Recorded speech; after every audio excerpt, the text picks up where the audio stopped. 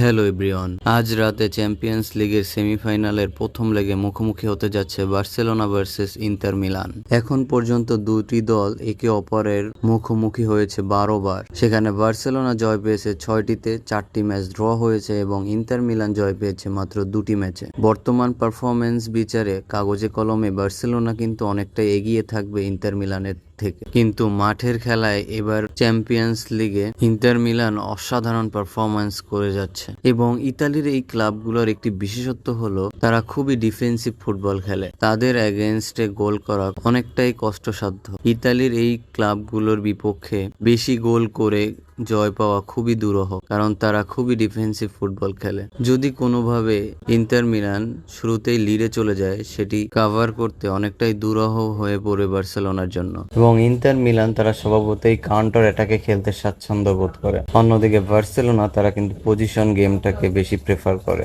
এক্ষেত্রে বার্সেলোনার ডিফেন্স লাইনকে আরো সতর্ক হতে হবে ইন্টার মিলানের বিপক্ষে। ইন্টার মিলানের ক্যাপ্টেন এবং ফরওয়ার্ডে খেলা আর্জেন্টাইন তারকায় চ্যাম্পিয়ন্স লিগে অসাধারণ পারফরমেন্স করে যাচ্ছে। সুতরাং ইন্টার মিলানকে হারানো কোনোভাবেই সহজ কাজ হবে না বার্সেলোনার জন্য।